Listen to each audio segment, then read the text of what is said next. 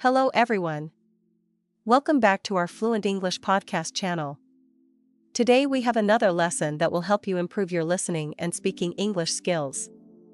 If you enjoyed this content, don't forget to hit that subscribe button and give us a like.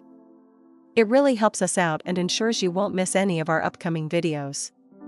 Your support means a lot, and we appreciate every single one of you. Let's dig in. Hello everyone and welcome back to another episode of the Fluent English Community podcast. I'm Emma, and if you've ever found yourself staring at a native English speaker while they're talking and feeling completely lost, you are not alone. This podcast was created for those exact moments. I've talked to learners from all over the world, and again, the same problem comes up: understanding fast English speakers. Let me ask you something. Have you ever watched a YouTube video or taken an English lesson and felt pretty confident in your skills, only to later talk to a native speaker and suddenly feel like they're speaking a completely different language? You politely nod, maybe you smile. But deep down you're thinking, what did they just say? If this sounds familiar, stick with me. Today's episode is for you. Understanding fast English speech isn't about striving for perfection. It's not about knowing every single word or memorizing grammar rules. It's about recognizing patterns, rhythm, how real people actually speak in everyday life. It means contractions, connected words, reduced sounds, and expressions that don't always follow textbook rules. And here's the truth, this kind of English can sound fast, even when it's not. That's why this episode is so important. Because once you start hearing English the way native speakers actually use it, everything begins to change. You stop translating in your head. You stop feeling stressed. You start understanding more, without even realizing it. And that's when your confidence really begins to grow. Let me tell you something. I believe with all my heart, every learner is capable of understanding fast English speech. It's not a special talent. It's not something only young people can do or people with perfect accents. It's a skill, and like any skill, it can be developed. It takes practice. Yes. But more than that, it takes patience and the right strategies. And that's exactly what I want to share with you here. In this episode, we're going to explore some practical and realistic tips to help you follow fast English speech more easily without feeling overwhelmed. You don't need to understand every word. You just need to catch the important ones. You don't need to speak like a native speaker. You just need to train your ears to follow the flow of speech. We're not aiming for perfection here, we're building fluency. Step by step. Now, let's make something clear. If you've struggled with this in the past, it's not your fault. Most English learners are taught with slow, clear, and carefully spoken audio. It's fine for beginners. But once you step outside the classroom and try to use English in the real world, the difference can feel like a slap in the face. Native speakers don't slow down. They blend words. They drop syllables. And when you're not used to it, it can be exhausting to follow. But the good news is, there are ways to train your brain to handle it. And today I'm going to show you how. It doesn't matter if you're learning English in Paris, Seoul, Nairobi, or Jakarta, these techniques are universal, and they work no matter where you are or what level you're at right now. I know it can be frustrating when you feel like your English is improving, but then someone speaks too fast and all your progress disappears. But here's what I want you to remember. Language learning doesn't happen in a straight line. It happens in layers. You might feel stuck right now, but that's part of the process.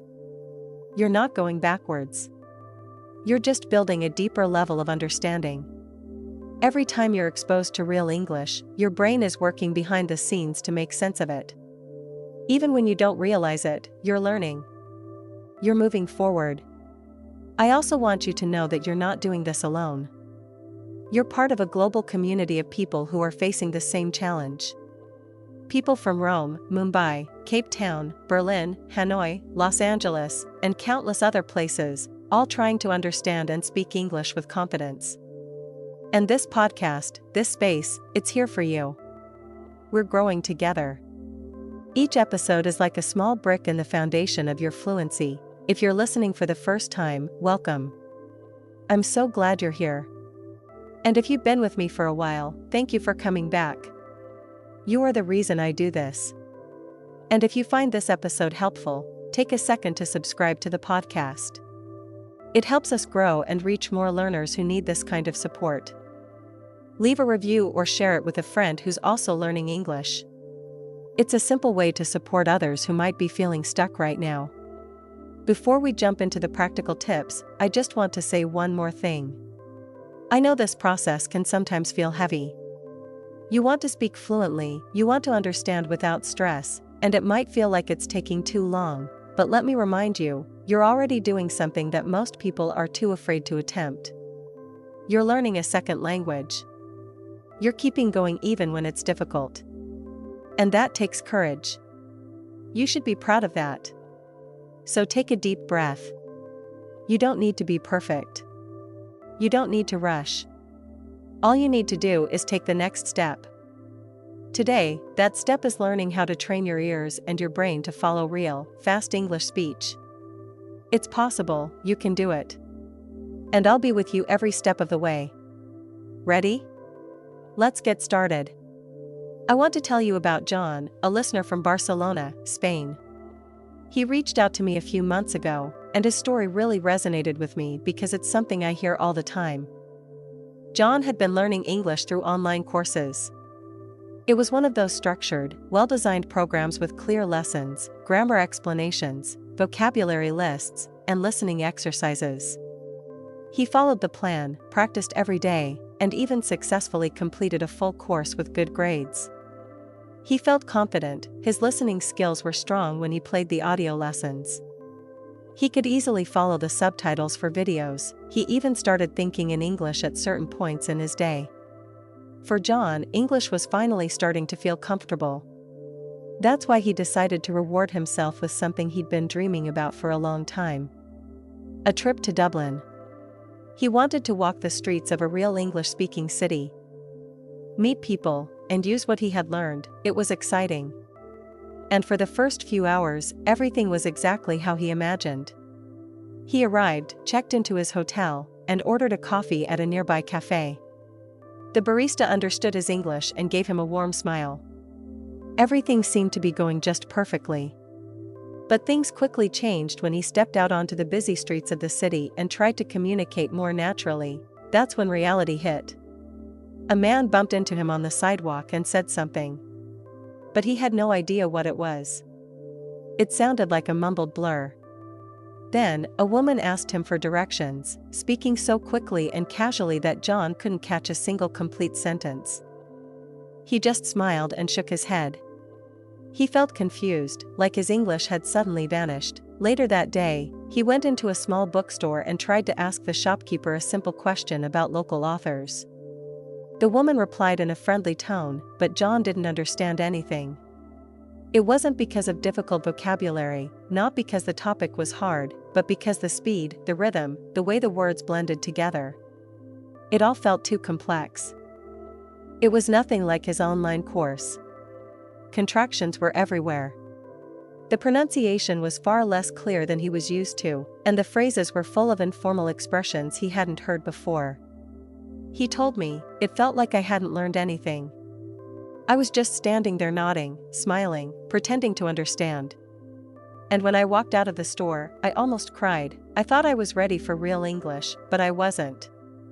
If you've ever felt like that, if you've ever gone from feeling confident in the classroom to feeling lost in the real world, I want you to know, you're not alone. What John experienced is an extremely common phenomenon, and it doesn't mean he failed. It doesn't mean you failed.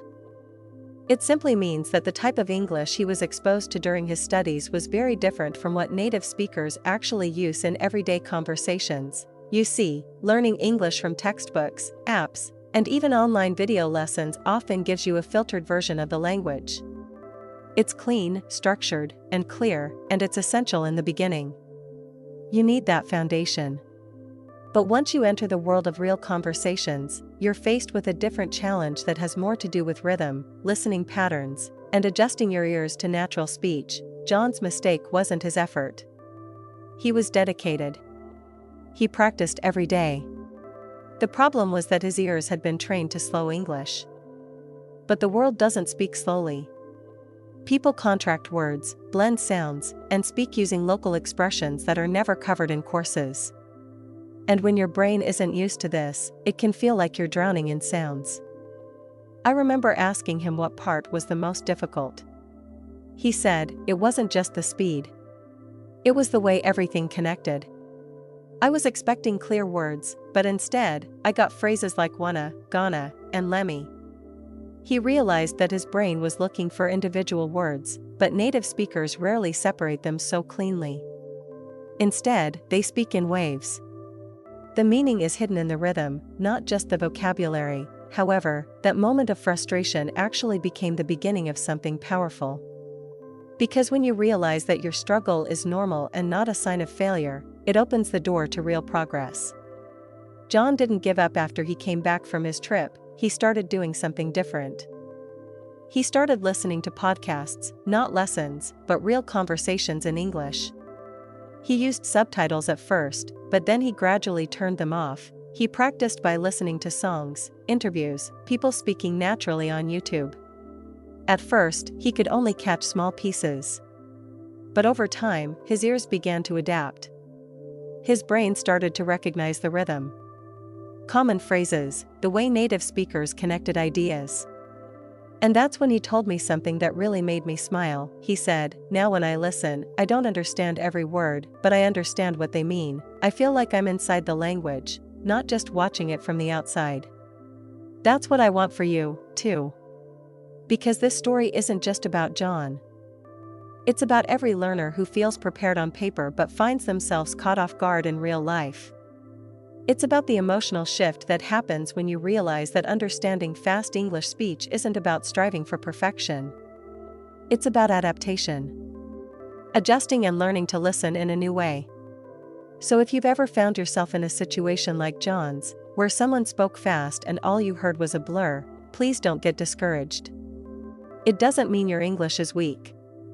It means your next step is to practice listening in the real world. Get used to the natural flow.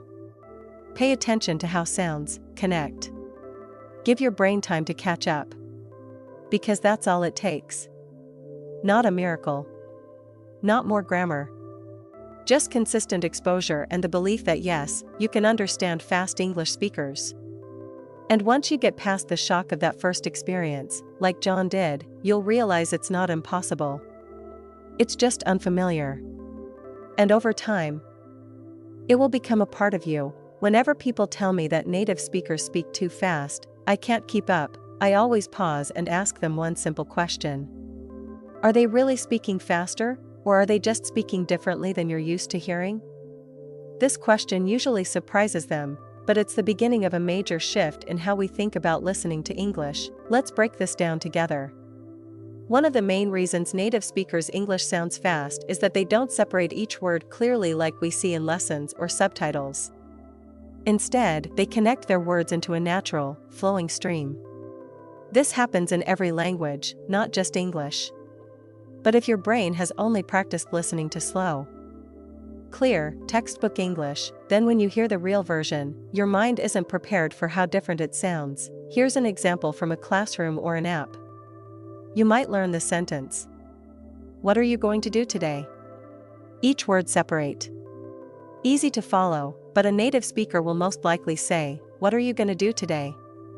The same sentence, but faster, smoother, and with contractions. It's not a new sentence. It's not advanced grammar. It's just how people speak when they're relaxed and in their natural rhythm. It's called connected speech. It's when words blend together in ways that follow patterns that native speakers use without even thinking about it. The T at the end of the word what connects with the A in the word are, turning what are into what cha. Going to becomes gonna. This isn't slang or lazy speech. It's normal, everyday English that people around the world speak naturally, but if you've never been exposed to these patterns, of course it's going to sound fast. It's not your fault. It's not that you have bad listening skills. It's that your ears haven't yet been trained to recognize the rhythm of real English. Imagine trying to listen to a song for the first time. You wouldn't expect to memorize all the words right away, would you? It takes time to notice the rhythm, the melody, the way it all fits together. Listening to natural English is the same. And that's not all. Another reason why native speakers' English can sound fast is the use of contractions, words that are pronounced shorter or softer. Want to becomes wanna. Let me becomes lemmy. Did you becomes didja. These forms aren't incorrect, it's just how real people speak when they're not in a classroom or reading from a script. If your listening practice is only based on slow, distinct pronunciation, you're going to miss many of these shortened forms in conversation. That's why I tell every learner, don't panic when it sounds fast. In most cases, native speakers aren't speaking faster than you can handle. They're just using a version of English that your ears haven't met yet. Once you learn to expect these patterns, your brain will start picking them up automatically. Let me share a personal observation. I once worked with a student named Tom, from New Delhi, who had excellent grammar and vocabulary. He could write beautifully, and his pronunciation was clear and confident, but every time he watched an interview or tried to understand people in real-life situations, he got lost. He kept telling me, they're just too fast, so I gave him an exercise. I asked him to take a short video clip, just 20 seconds long, with two people speaking naturally. No subtitles, just audio. Then, I told him to listen again and again, not trying to understand everything, but to focus on the sound, the rhythm, how the words connected. After a few repetitions, he said, "Wait, are they saying didja instead of did you?" And I smiled, because that was the moment when he stopped hearing the blur and started hearing the language. Once he started listening for those patterns, everything changed. Suddenly, it didn't seem so fast. Yes, it was still a challenge, but it wasn't a mystery anymore. And that's the key. Once you understand what native speakers are actually doing with their speech, it becomes a puzzle you can solve, not a wall you can't climb. There's also the role of intonation and emphasis. Native speakers don't give equal time and emphasis to every single word.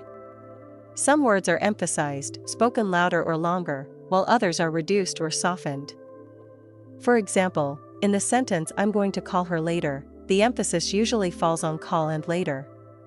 The other words kind of glide quickly by. If your ear is waiting to hear every word spoken clearly and slowly, you're going to miss the key moments, because the words you're expecting aren't being emphasized. That's why understanding fast English speech isn't about speed training. It's about pattern recognition. Once your brain starts noticing these speech habits, connected words, contractions, natural intonation, you realize that what once sounded like one long, impossible word is actually just a sentence that you already know, spoken in a way you haven't practiced yet. I want to make something clear. You do not need to copy these speech habits in your own English. You don't need to say gonna instead of going to or didja instead of did you. What matters is that you understand them, because native speakers use them constantly. And if you're not prepared to hear these forms, conversations will always feel too fast, even when the content is simple. So instead of trying to slow down English, try opening your ears to how it flows. Think of it like learning to dance. At first, you're focused on each step, but later, when you feel the rhythm, you start moving with it. That's what happens when you train your listening to recognize real English patterns. And here's what I want you to remember. The reason it feels fast right now is that your brain is still learning what to focus on. With time and practice, you'll start hearing those phrases that used to disappear. You'll recognize, "Let me know how." "Let me know." You'll hear what you're doing and immediately understand what it means. What are you doing? That's progress. That's fluency growing in the background. So the next time you're listening to a native speaker and it feels like everything's zooming by, take a breath and ask yourself, do I really need to hear every word, or do I need to understand the pattern? Because in most cases, you already know the words. You just haven't heard them in that form yet. And once you learn to expect connections, contractions, and rhythm, you'll stop hearing fast English and start hearing real English. One of the most powerful shifts you can make in your English listening journey is this: stop focusing only on the words and start listening to the music of the language. This might sound strange at first. English isn't a song, right? But if you've ever felt overwhelmed by fast English speech or like all the words are blurring together, it's probably because you're trying to hear every word clearly and separately. Like you do when you read. But spoken English doesn't work that way. It flows. It has a rhythm. It has a melody. And like music, it has beats that guide the listener. Let me explain what I mean. English is a stress-timed language. This means that some words are naturally stressed. They're louder, longer, and clearer, while other words are unstressed, softer, and often reduced. When native speakers talk, they don't give equal time and energy to every word. That's why, when you listen to a real conversation, it often feels like some words just disappear, but they're not actually disappearing. They're still there. They're just spoken in a whisper, blended, or shortened to preserve the natural flow of speech. For example, think about this sentence. I want to go to the store. In a classroom, each word might be pronounced clearly. I want to go to the store. But in a natural conversation, it sounds more like, I want to go to the store. The important words here are want, go, and store. These are the content words. They carry the core message. The others, I, to, the, those are function words. They help build the sentence, but they're not the core of the message. So native speakers naturally reduce them, saying them faster and softer. This is the music of English. This pattern of stressed and unstressed syllables, strong and weak beats. If you start tuning your ear to this rhythm, everything changes. You start recognizing patterns. Even if you're not catching every single word, you begin to feel the movement of the language, and your brain is faster at predicting what comes next.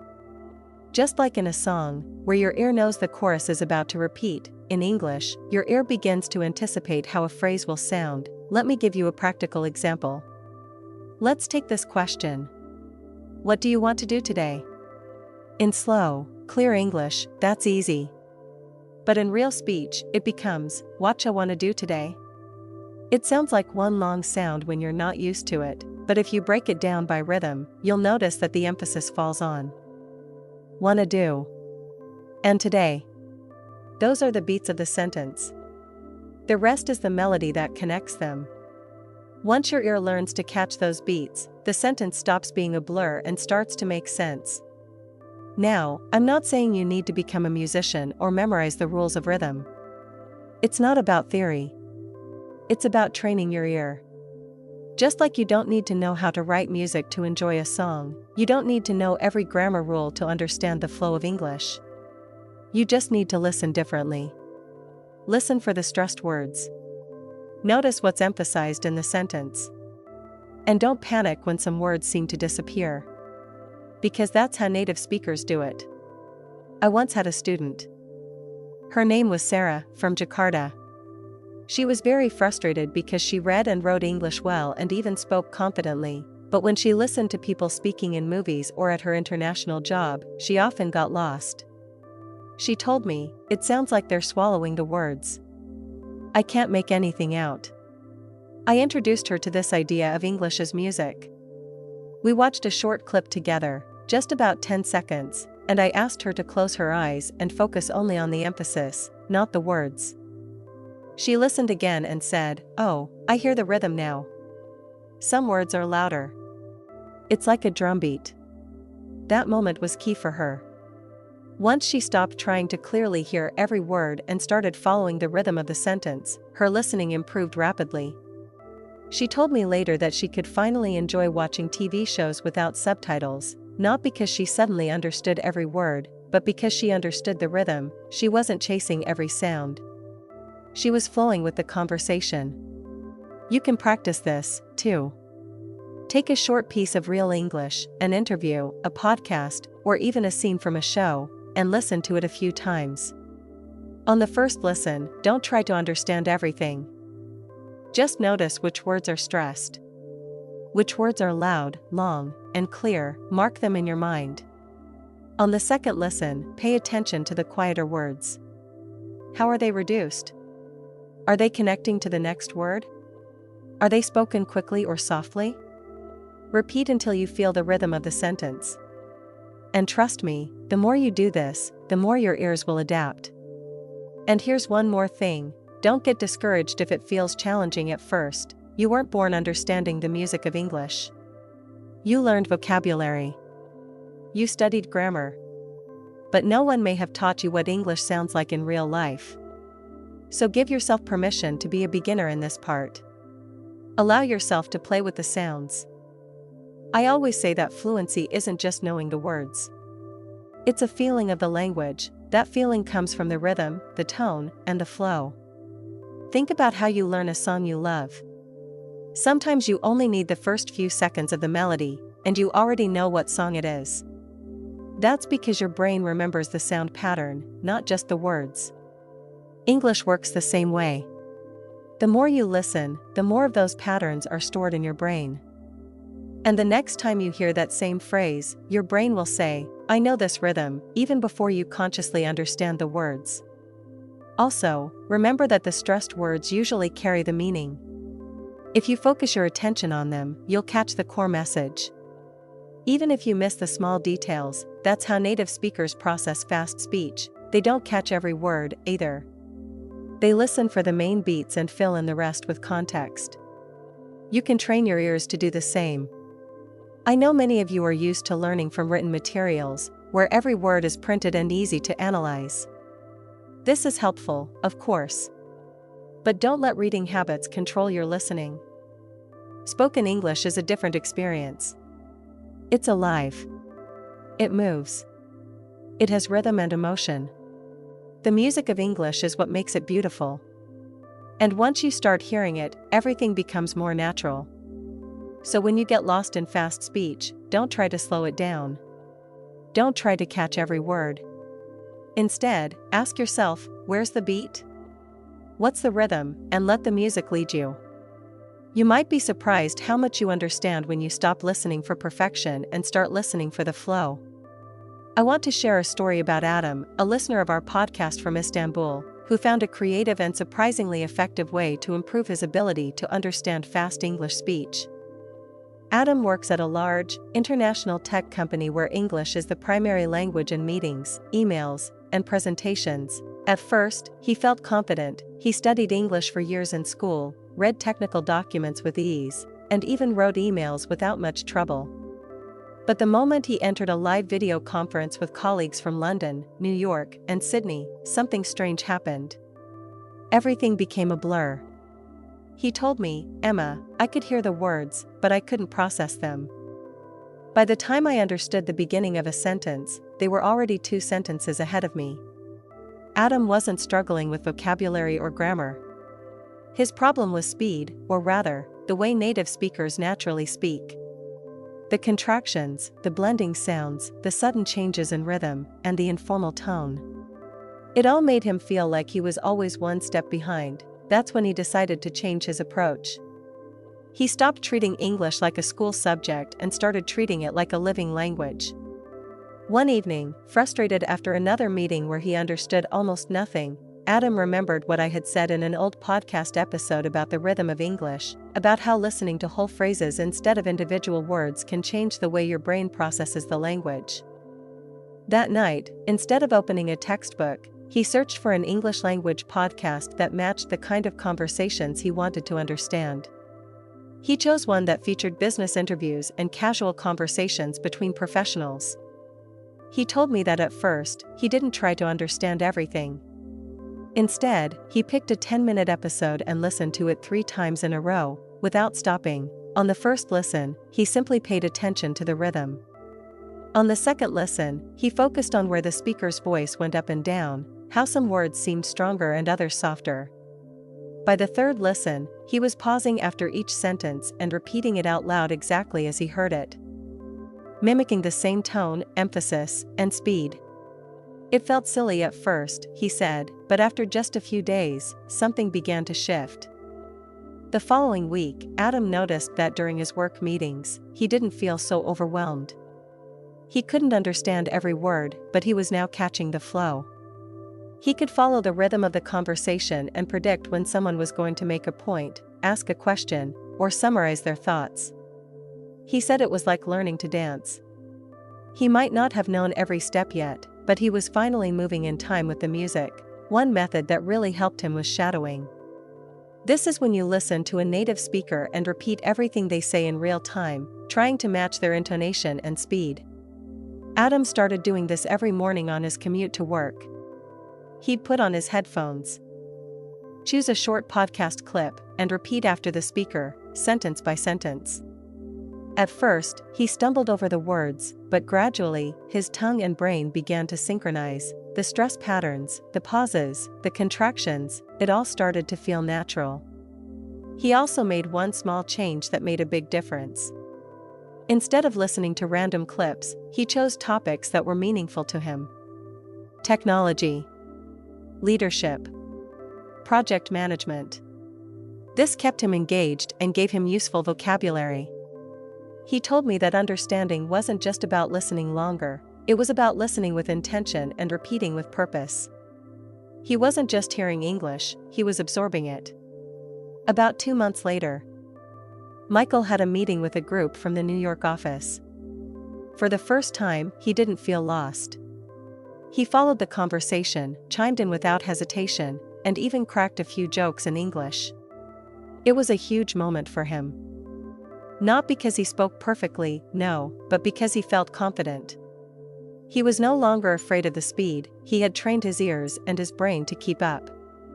The key takeaway from Michael's journey is this: fluency isn't about understanding every word.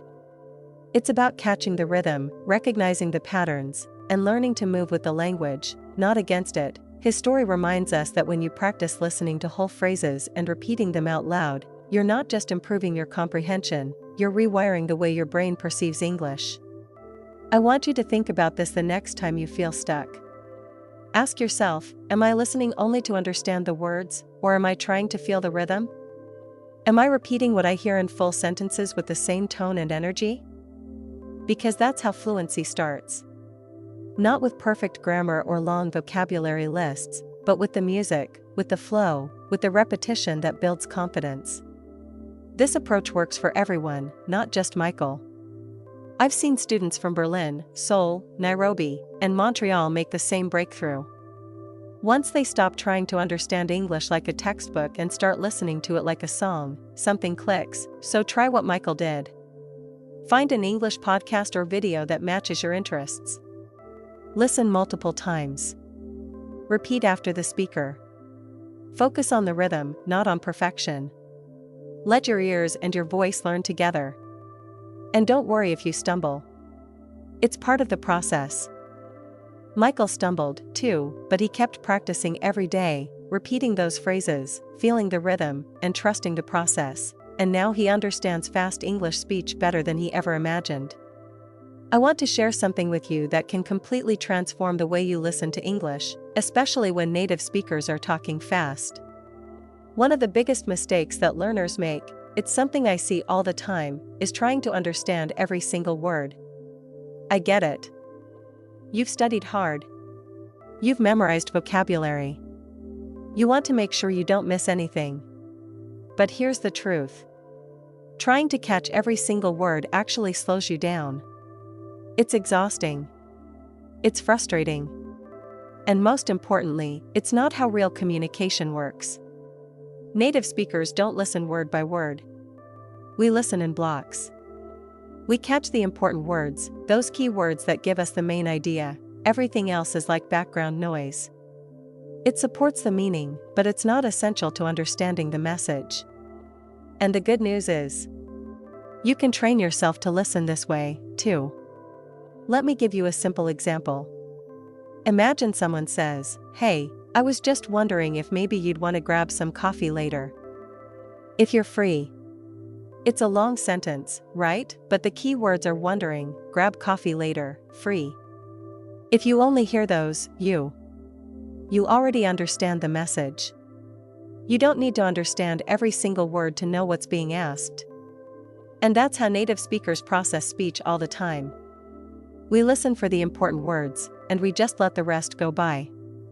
So, how do you train yourself to listen selectively like this? First, stop thinking that missing a word means you've failed. It doesn't. You just need to refocus. The first step is to listen to short clips. Just 1 or 2 sentences at a time. Then, try to write down or say out loud what you think were the most important words. Not the whole sentence. Just the words that carry the meaning. Here's an exercise that I often recommend. Find a 1-minute clip from a podcast interview or YouTube video. Listen to it once without stopping. Don't try to understand everything. Then, ask yourself, what was this about? What were the 3 to 4 most important words or phrases that you heard? Don't worry if you didn't catch everything. That's not the point. The goal is to develop your ear for what's important in a sentence. You can even turn it into a game after listening. Write down the words you remember. Then go back and check if those were indeed the key words. Over time, you'll notice something powerful. Your brain starts to focus on meaning, not form. You start recognizing patterns. You stop getting lost in the noise. One more tip. Keywords are usually nouns, main verbs, and sometimes adjectives or adverbs. Function words like the, a, of, at, to, that, are often less important when you're just trying to get the overall idea. Of course, those words are important in grammar.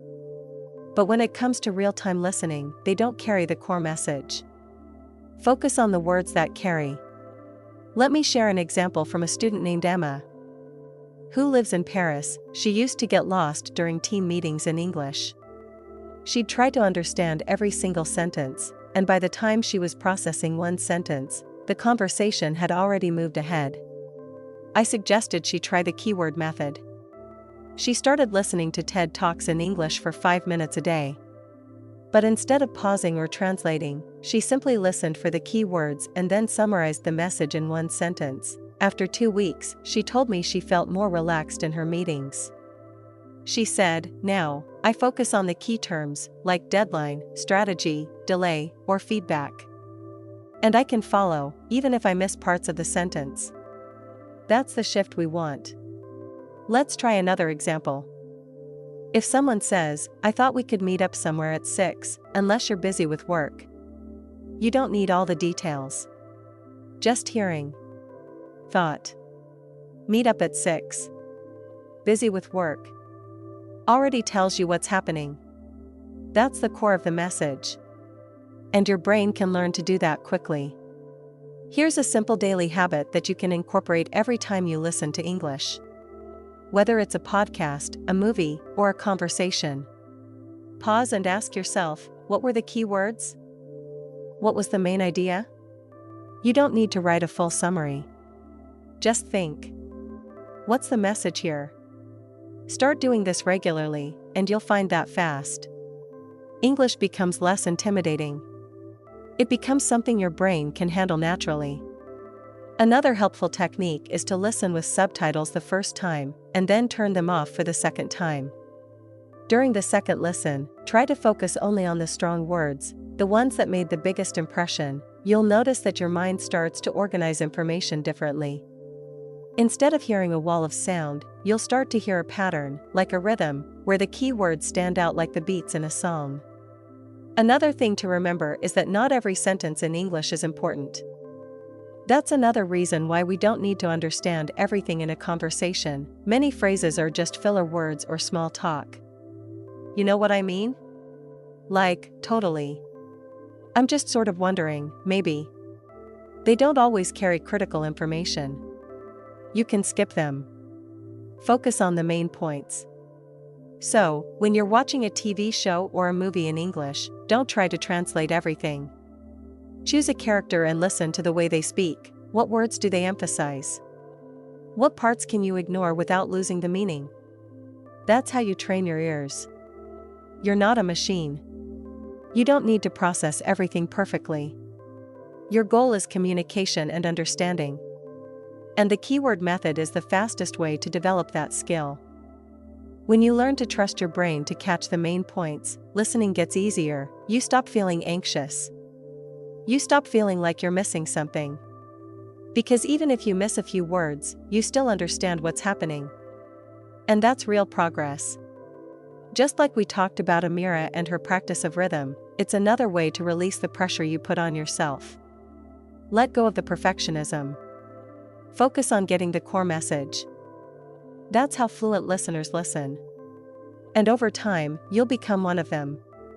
When you're trying to understand fast English speakers, one of the best tools you can use is something that's already available in almost every video and podcast: subtitles and transcripts. But here's the thing, most people use them the wrong way.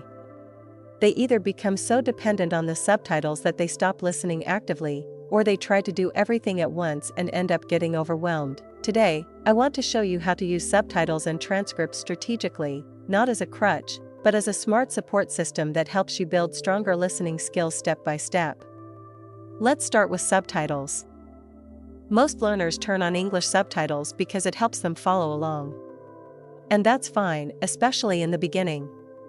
It gives you confidence and makes the content more accessible, but if you only use subtitles, your brain starts to depend on reading instead of listening. You stop training your ears. And that's not what we want. Subtitles are a tool to support your listening, not to replace it. So, here's a method that I recommend. And it works. I call it the 3-step subtitle strategy. First, watch or listen with English subtitles on. Let your brain connect the sounds and the words. Don't pause. Don't stop. Just follow along. Then, watch it again. But this time, turn the subtitles off on your TV. Yes, this will be more challenging. But that's where the magic happens. You'll start to notice which parts you actually understood and which parts sounded too fast or unclear. That contrast helps your brain focus and grow. Finally, in step 3, read the transcript or turn the subtitles back on. But this time, pause to check what you missed. Write down the phrases or words that surprised you.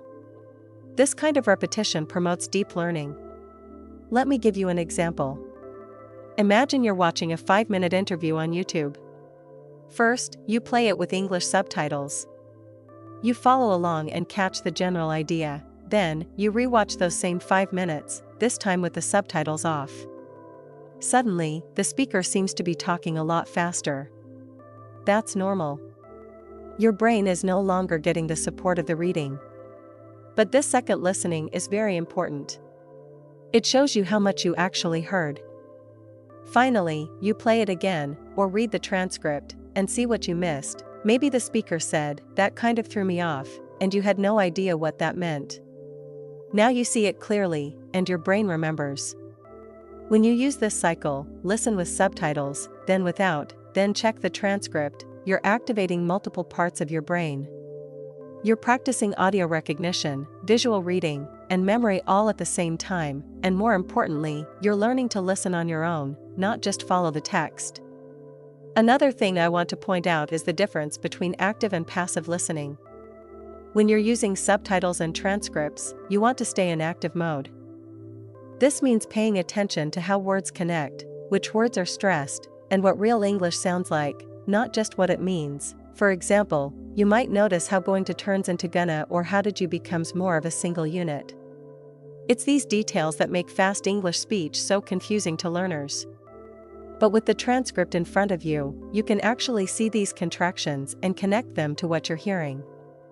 I had a student named Jake, from Chicago, who used this method to improve his understanding of business presentations in English. He told me that he used to feel lost during online work trainings because everyone spoke quickly and used a lot of idioms. I suggested he take recordings of similar presentations on YouTube and go through the 3-step process. Subtitles on. Subtitles off, then. Transcript review. After 2 weeks, he came back and said, "I finally understand what they're saying. I don't understand every word, but now I understand the meaning of the message." That's the goal. You don't need to understand everything. You need to understand enough. And transcripts help you to notice the patterns that you would miss if you were just listening passively. For instance, seeing the written sentence like she would have told you if she had known. You'll understand how fast English speech can compress several words. That sentence sounds like she would have told you in real speech. If you only heard it, you might think it was one word, but when you read it, your brain connects the dots. Another powerful technique is shadowing. You can use the transcript to read aloud along with the audio, but don't just read slowly. Try to match the speaker's rhythm, emphasis, and speed. It's okay if it feels fast at first. The goal is to train your mouth and your ears at the same time. This method helps you to absorb the music of English and to develop your listening skills at the same time. You can also use transcripts to expand your vocabulary. When you find a new phrase in the transcript, highlight it. Then, see how it sounds in the audio. You'll start to notice that many phrases are spoken differently than they're written. This is one of the reasons why fast English speech is hard to catch. But when you compare the transcript to the audio, you'll learn how English actually sounds, not how it's written. Try this with a favorite TV show, documentary, or even a podcast like this one. Pick a small segment, just 2 or 3 minutes, and use it as a mini workout. First, play it with subtitles, then listen again without them. Finally, read the transcript and review what you missed. Take notes if you want, but don't get hung up on perfection. Repetition and attentiveness are what matter. And here's a little tip.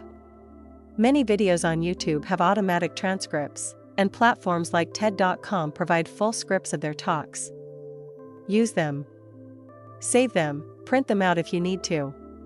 They're a goldmine for listening practice. Remember, the reason this works is that it's intentional. You're not just watching random videos for entertainment. You're breaking down the content into small, manageable steps that give your brain time to adjust. The more you do it, the more you'll notice progress. Suddenly, you'll hear phrases that used to pass you by, you'll recognize sentence patterns. You'll feel more confident. Think of transcripts and subtitles like training wheels. They're there to help you balance at first, but the goal is to ride on your own. If you use them wisely, they'll accelerate your learning without becoming a constant habit. Just make sure you're in control, not the subtitles. Use them with intention, and you'll see results. Let me tell you about Alexia, a young woman from Rome, Italy. Alexia had always loved the idea of learning English through TV shows. She found it more engaging and natural than using textbooks.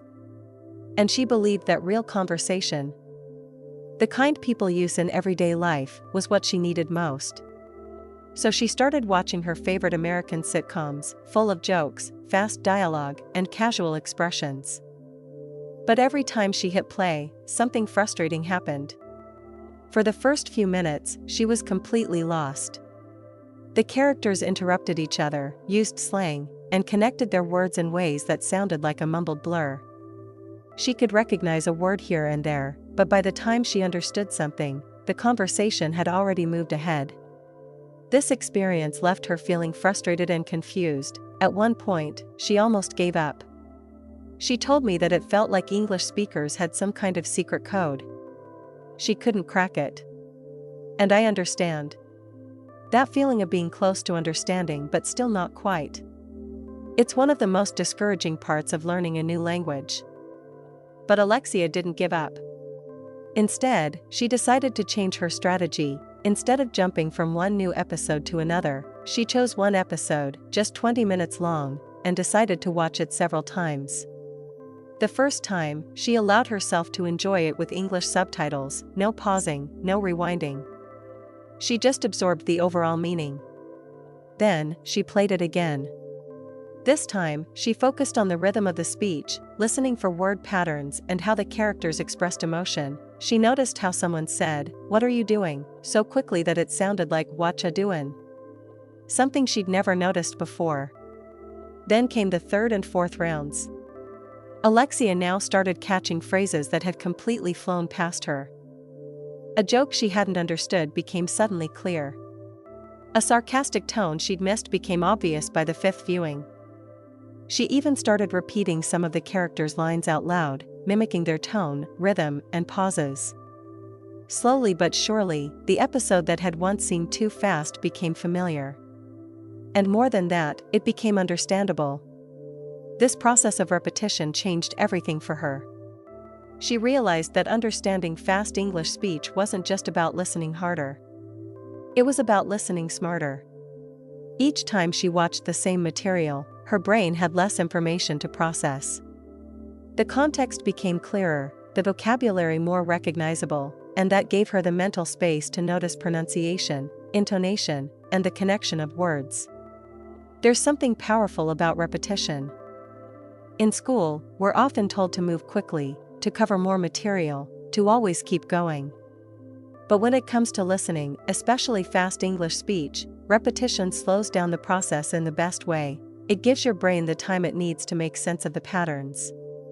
Instead of trying to catch everything at once, you start to notice how certain words always appear together, how people naturally shorten their speech, and how emotions affect tone. Alexia told me that one of her favorite discoveries was the phrase, "You must be kidding." The first time she heard it, it just sounded like a blur, but after a few repetitions, she noticed the rhythm, the emphasis on kidding, and how often it was used in moments of surprise or disbelief. That phrase became something of a symbol of progress for her. Something that was once just a blur transformed into something meaningful. Another important benefit that Alexia experienced was confidence. When you watch something once and don't understand, you feel defeated.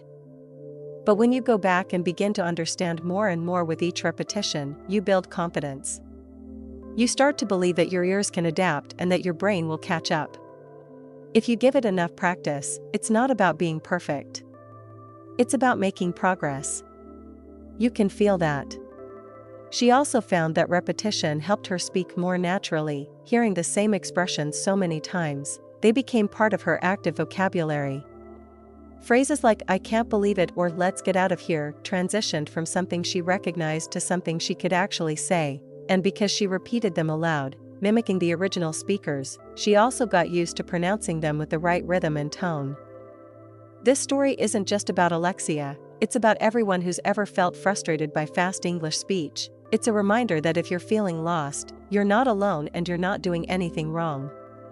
English spoken at a natural pace can be tough to understand, even for advanced learners, but repetition is one of the most powerful tools we have. It's simple. It's free, and it works. You don't need to repeat hours of content. Just choose something short that you enjoy, a 5-minute YouTube video, a short scene from a movie, or even a part of this podcast. Watch or listen once. Then again, and again. Take your time. Allow your brain to absorb the details. The more familiar the material becomes, the more you'll notice, and the more you notice, the more you'll understand. When Alexia started doing this, she was amazed at how quickly her listening skills improved. After only 2 weeks of repeating the same few episodes, she told me that she started understanding new shows more easily. Even on the first try, her brain was better at recognizing patterns, catching common expressions, and predicting what was coming next. That's what happens when you stop trying to rush through your learning and instead start to go deeper. Repetition isn't boring.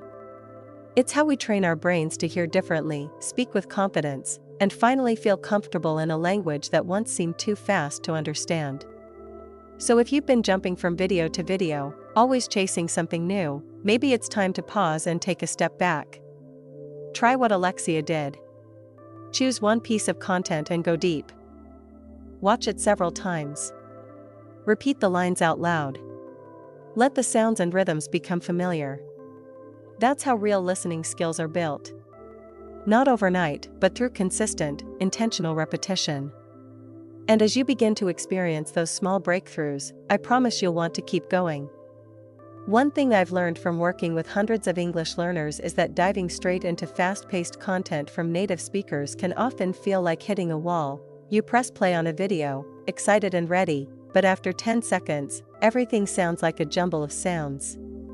You hear the language you've been studying, but you can't catch anything. Your brain starts to panic, and instead of learning, you just feel overwhelmed. That's why I always recommend starting with slower-paced content from native speakers first. Now, when I say slower-paced content from native speakers, I don't mean unnatural or robotic speech. I'm talking about real English, spoken by native speakers, but at a pace that's easier for the brain to process. You're still getting the rhythm, the pronunciation, the expressions, and the natural flow of speech, but without the mental overload. This often happens with high-speed conversations. This kind of content acts as a bridge between textbook English and the real world. It gives your ears time to adjust and your brain time to pick up on patterns. Think of it like learning to swim. You wouldn't jump into the deep end on day one. You'd start in the shallow end, maybe holding onto the side. Learning to float. How to move your arms. How to breathe. That's what slow-paced content from native speakers does for your listening skills. It gives you the shallow end, safe, manageable, and incredibly helpful for building real comprehension. So what kind of content am I talking about? One great example is instructional videos, like tutorials on how to cook a recipe, fix a computer problem, or use an app. In these videos, the speakers usually talk clearly because they want their audience to follow step-by-step instructions. They naturally slow down, pause between ideas, and repeat key points. This helps you to hear the words and the context, notice how phrases are grouped, and understand how the speaker emphasizes important information. Another great source is interviews with thoughtful interviewees. Of course, not every interview. Some move at a rapid pace and are full of interruptions. But look for interviews with authors, academics, or people explaining their work. These speakers often take time to think before they speak and typically choose their words carefully. The pace is measured. The vocabulary is often rich, and the ideas are presented in a structured way.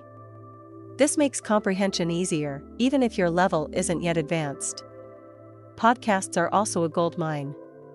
There are many podcasts made for native speakers, but still maintain a moderate pace. Look for ones where the host speaks clearly and avoids too much background noise or rapid-fire chatting. I recommend starting with solo episodes or interviews with a single guest, rather than panel discussions or comedy shows.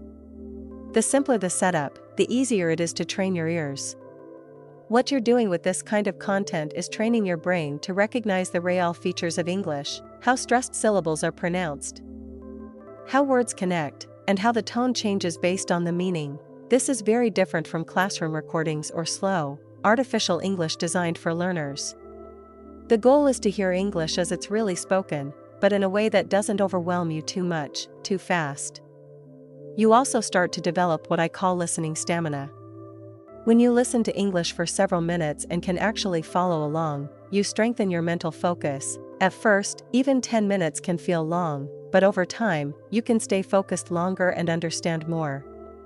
It's a skill, and like any skill, it grows with consistent practice.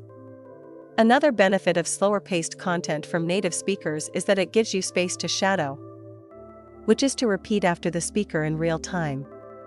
When someone is speaking at a moderate pace, you can pause the video and mimic their pronunciation and intonation. This kind of active listening is incredibly effective. You're not just hearing English, you're participating in it.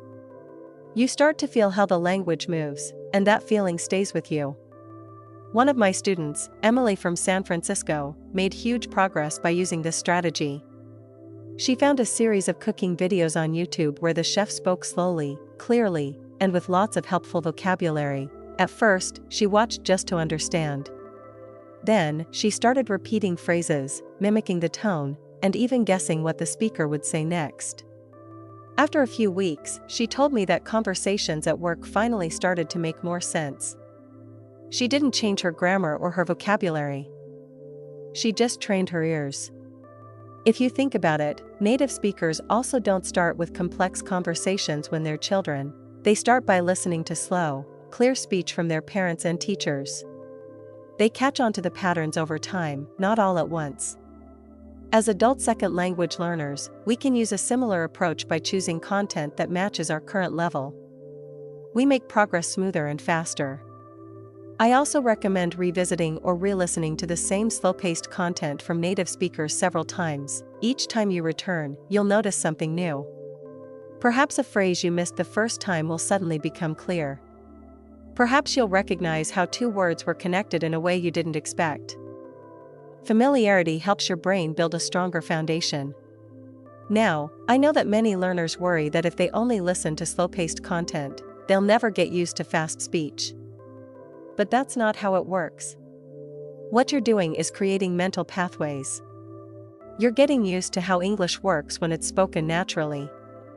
Once you have that base, fast speech becomes easier to decode. You'll start to hear those same patterns, just faster. And because your brain already knows what to expect, it can catch up more quickly. So if you're struggling with native English that feels too fast, it might not be your fault. You might just be diving in too deep, too early, by taking a step back and choosing slower-paced content from native speakers. You're giving yourself a better chance of success. You're allowing your brain to absorb the patterns, the sounds, and the flow of real English in a way that's manageable and meaningful. You're building confidence. One clear sentence at a time. One of the most effective techniques that I've discovered for improving both your listening and speaking skills at the same time is called shadowing. If you haven't heard of it before, shadowing means listening to someone speaking English and then trying to repeat exactly what they're saying, immediately after you hear it, almost as if you were their shadow. It's like following right behind the speaker, matching their words, rhythm, and intonation as closely as possible. This method works incredibly well because it trains both your ears and your mouth at the same time, helping you to connect what you hear with how you speak, making the whole process more natural and automatic. When I first started using shadowing myself, it felt a little strange. Sometimes, it was hard to keep up with the speaker, especially if they were speaking quickly or using unfamiliar expressions. But the key is to start simple. Begin with very short sentences, phrases that you already understand well or that are taken from content designed for learners at your level. It's important to focus on listening carefully, and then attempting to reproduce the sounds, the emphasis, and the rhythm right away. You don't need to understand every word perfectly at first, just try to catch the overall flow and match how the speaker sounds. For example, if you're listening to a sentence like "I'm going to the store," you'd listen to it once or twice, and then immediately say, "I'm going to the store," trying to copy the speaker's exact pronunciation and speed. You might notice how the words are blended together, or how certain sounds become softer, or how the intonation naturally rises and falls. This kind of close listening is something that your brain often misses. If you're just passively hearing English, but shadowing forces you to pay attention to every little detail, making it easier for you to recognize those sounds later when you hear them in real conversations. As you become more comfortable with short sentences, you can gradually increase their length and complexity. Try repeating longer phrases, short dialogues, or even entire paragraphs from podcasts, interviews, or videos. It's important to choose materials that interest you and that feel manageable so that you stay motivated. One great way to practice is to use transcripts or subtitles while shadowing. Listen to the audio once, read the text, and then listen and speak at the same time. This combination helps you to connect the written and spoken forms of English, strengthening your overall language skills. A student I worked with, Sarah from Chicago, began with very simple shadowing exercises using slow-paced English videos. She practiced for about 10 minutes each day, repeating short sentences immediately after the speaker. At first, she found it difficult to keep up, and she often mixed up the words, but after a few weeks, she told me that she noticed a significant improvement in her listening. She could catch more words in fast conversations, and her pronunciation became clearer because her mouth had become more familiar with the English sounds. Shadowing helped her to think more naturally in English because she was practicing both listening and speaking at the same time. Another benefit of shadowing is that it improves your rhythm and intonation, which are often overlooked in traditional learning. Many learners focus on vocabulary and grammar but forget that English is a musical language with its own rhythm. When you're shadowing someone, you naturally pick up the melody of English. The ups and downs, the pauses, the changes in speed, which makes your speech more fluent and understandable. It also helps you to be less afraid of speaking quickly because your mouth becomes used to moving at the pace of native speakers. If you're worried that shadowing might feel awkward, remember that it's a practice tool, not a performance. You don't need to sound perfect right away. The goal is to train your brain and mouth to work together. Over time, as you practice shadowing more, you'll notice that your listening comprehension improves because your brain is expecting to hear English naturally. Your speaking will also improve because your muscles will learn to reproduce those sounds smoothly and quickly. To start shadowing, Choose short clips that are 30 seconds to 1 minute in length. Listen to the clip a few times without speaking at first, just to get the meaning. Then, try to repeat the sentences immediately after the speaker. Don't worry if you can't keep up perfectly, just keep trying. Repeat the clip as many times as you need until it feels more natural. Then, move on to longer or faster clips. Consistency is key here. Doing a little bit every day is far better than doing a lot every once in a while. Also, don't be afraid to use different types of content for shadowing. You can use podcasts, YouTube videos, TV shows, or even speeches. The important thing is that the material interests you and that it challenges you just enough to push your skills forward without making you feel frustrated. You might even discover new favorite speakers or topics along the way, which makes the practice even more enjoyable. Shadowing is a powerful way to link listening and speaking, and it transforms the way you perceive English. Instead of just hearing the words as separate pieces, you start to feel the language as a whole. Your brain learns to anticipate the sounds. Your mouth learns to reproduce them quickly, and your confidence grows with every practice. If you make shadowing a regular part of your English routine, you'll be amazed at how much your understanding of fast speech improves and how much more fluent your own speaking becomes. It's not magic. It's just practice. Practice that trains your brain and your voice to work together naturally. Let me tell you about Michael, from Chicago. Michael is a software engineer who had been studying English for several years. Like many learners, he found that understanding fast English speakers was one of his biggest challenges. What's interesting about Michael's story is how he almost accidentally discovered one of the most effective ways to improve his listening and speaking. Michael loved to cook, so he often watched cooking videos online, not only in Japanese, but also in English because he wanted to learn new recipes as well as practice his English. One day, while watching a video where a chef was explaining step by step how to prepare a dish, Michael decided to try repeating the instructions out loud along with the video. At first, it was just a fun experiment, but then he realized something important.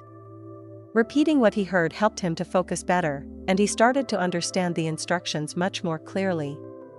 This simple act, just speaking along with the video, was exactly what we call shadowing. Michael didn't know the term then, but by repeating the chef's words, he was training his brain and mouth to work together, and it made a huge difference. Suddenly, fast speech didn't seem so overwhelming. Instead, it became something that he could follow along with and even anticipate. He noticed that the more he practiced this way, the easier it became for him to catch new words and expressions. It wasn't just about cooking anymore. It was about improving his English in a way that felt natural and fun. What I love about Michael's story is that it shows how shadowing can fit into your everyday life. Even if you don't have time for formal lessons, you don't need to search for special materials or spend hours studying.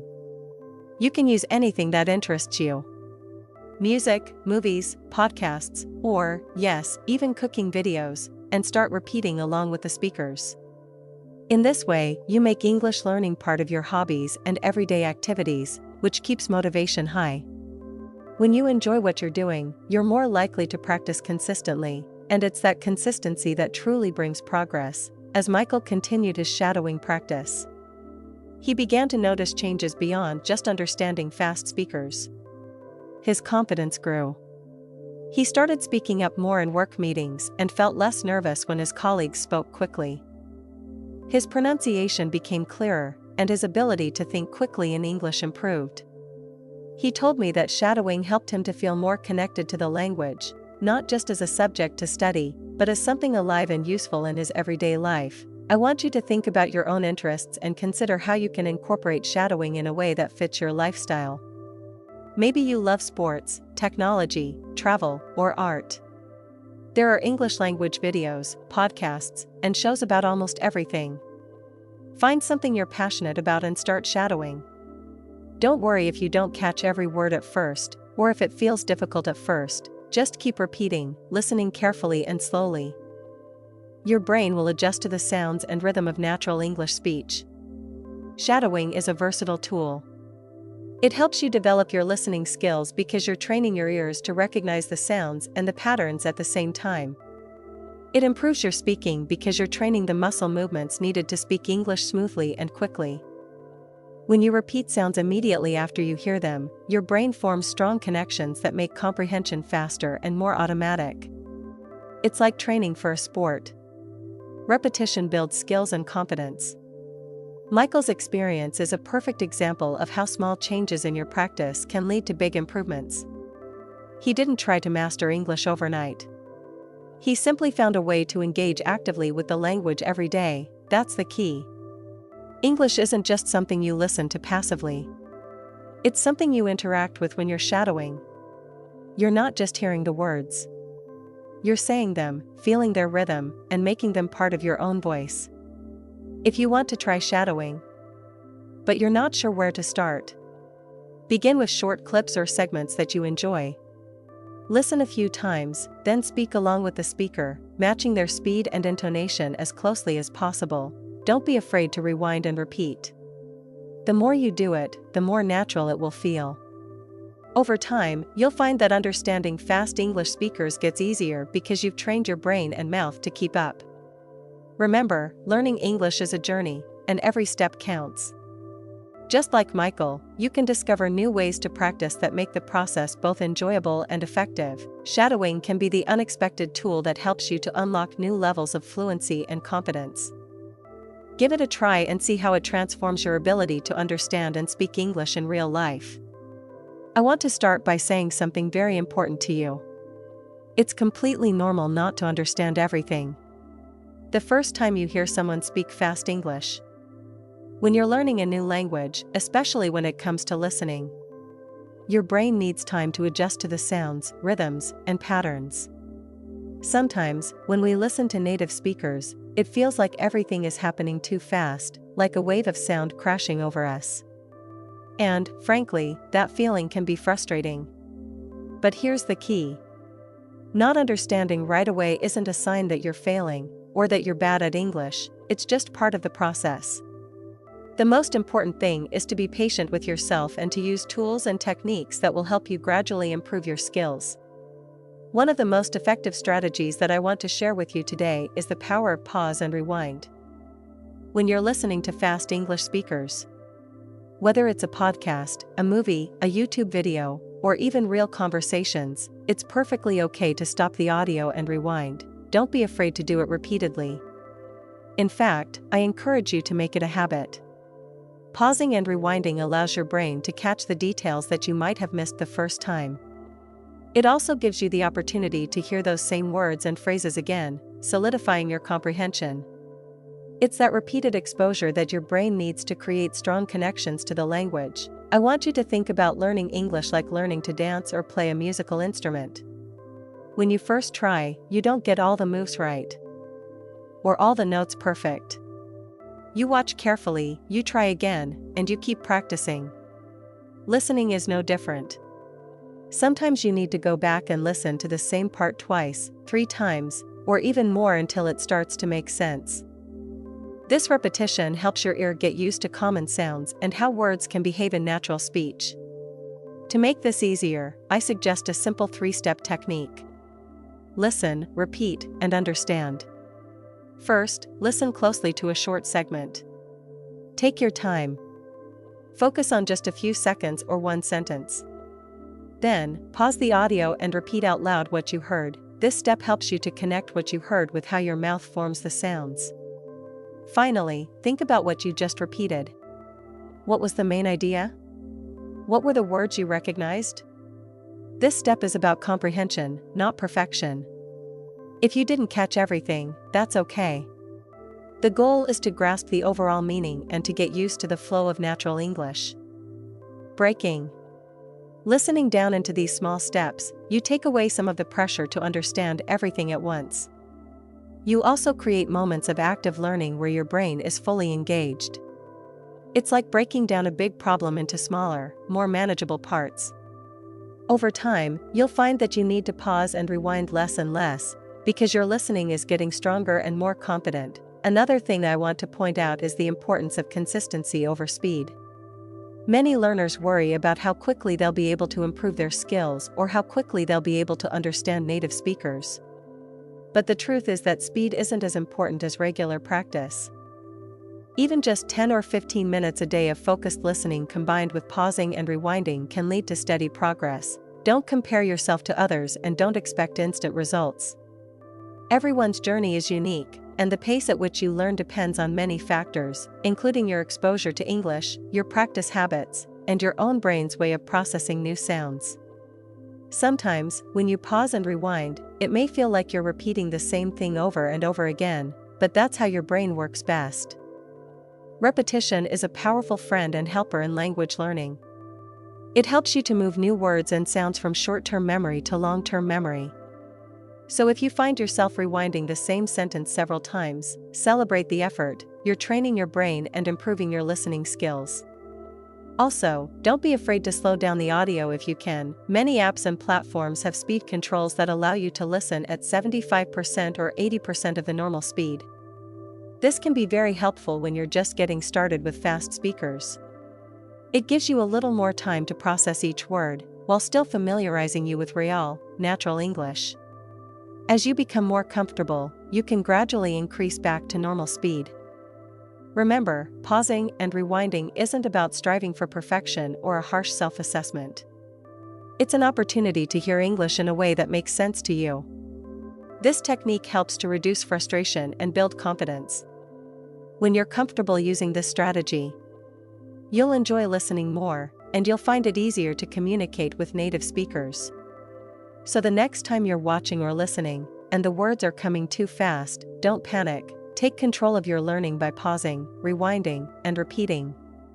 Listen again with curiosity and patience. Each time you do, you're strengthening your listening muscles. You're training your brain to recognize natural speed, connected words, and the musical flow of English.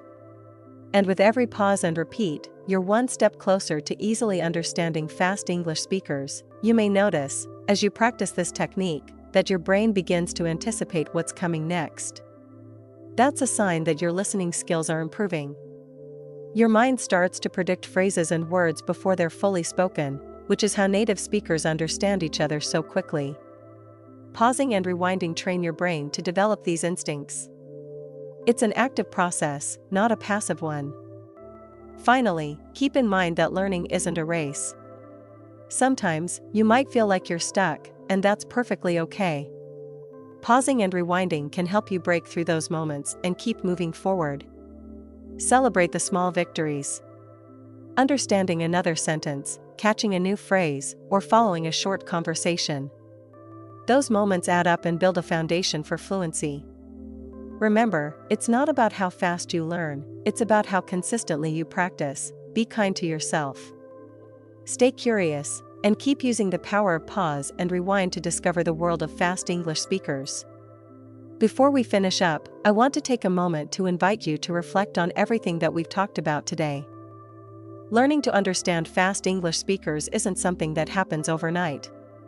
It's a journey that takes patience, practice, and a lot of little steps, so I want you to ask yourself, which of these strategies will you try this week? Will you focus on listening for the key words instead of every single word? Maybe you'll practice shadowing, speaking along with a video or audio. Perhaps you'll start pausing and rewinding more to catch those tricky moments. Or, maybe you'll use transcripts and subtitles strategically, not as a crutch, but as a tool to support your learning. Whatever you choose, the important thing is to take action and to keep moving forward. I always like to remind myself, and everyone in this community, that learning English is more like a marathon than a sprint. There's no need to rush or to compare yourself to others. Every little effort that you put in matters and builds on the previous one. Every time you listen, every time you practice, you're strengthening your skills and getting closer to your goal. It's okay to feel challenged sometimes, but those challenges are also opportunities to grow.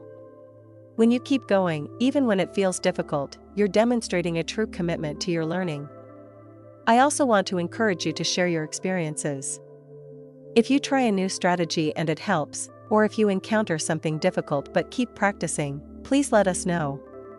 Leave a comment about what helped you or what you'd like to improve next. Sharing your journey not only helps you to make sense of it, but it also motivates others in our community who might be facing similar challenges. Remember, we're all in this together, and your story can inspire someone else. If you know someone who struggles with understanding fast English speakers, why not share this episode with them? Sometimes, simply knowing that others are facing the same challenges and learning some practical tips can make a big difference. We want to create a supportive space where everyone feels understood and encouraged. That's what the Heart of the English Talk community is all about.